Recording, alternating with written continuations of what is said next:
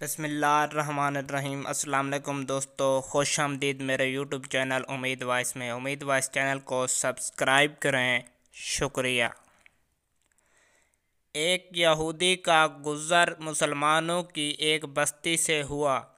اس کے دل میں یہ خواہش پیدا ہوئی، کیوں نہ میں مسلمانوں کے دین کے متعلق مسلمانوں کے دل میں شکوک و شبہات پیدا کروں اور انہیں ان کے علماء سے بدظن کر دوں۔ بستی میں پہنچتے ہی اس کی ملاقات ایک مسلمان چرواہے سے ہو گئی۔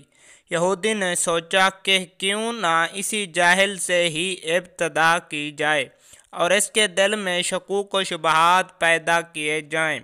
یہودی نے مسلمان سے ملاقات کی اور اسے کہا کہ میں ایک مسلمان مسافر ہوں، اور جلد ہی باتوں میں اسے کہنے لگا کہ ہماری جو کتاب قرآن ہے اس میں صرف 30 سپارے ہیں اور اس میں کافی آیات ایسی ہیں جو بار بار مطلب کے تکرار کے ساتھ آئی ہیں۔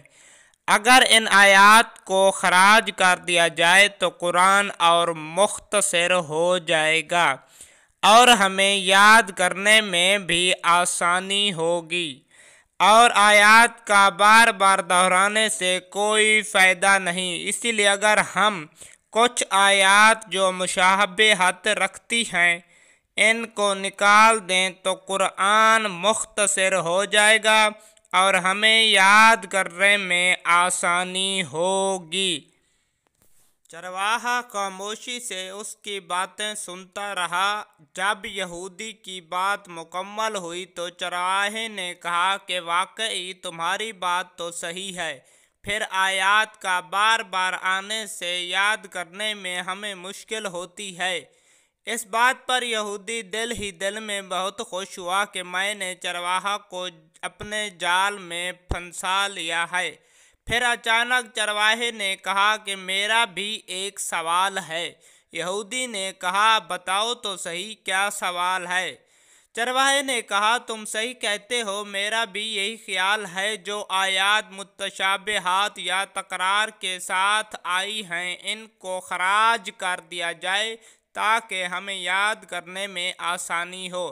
پھر چرواہے نے کہا کہ تمہارے جسم میں بھی کئی اعضاء ایسے ہیں جو تکرار کے ساتھ آئے ہیں، اگر تم انہیں نکال دو تو تمہارا جسم بھی ہلکا ہو جائے گا۔ اگر تمہارے دونوں ہاتھ ہیں تو ایک ہاتھ کاٹ دو، 2 پاؤں ہیں ایک پاؤں کاٹ دو، 2 آنکھیں ہیں تو ایک آنکھ نکال دو، تاکہ تم ہلکا محسوس کرو اور تمہارا جسم ہلکا ہو جائے، تم آسانی سے جی سکو۔ اب تمہارا کیا خیال ہے؟ یہ بات سنتے ہی یہودی کا منہ کالا ہو گیا اور وہاں سے غائب ہو گیا۔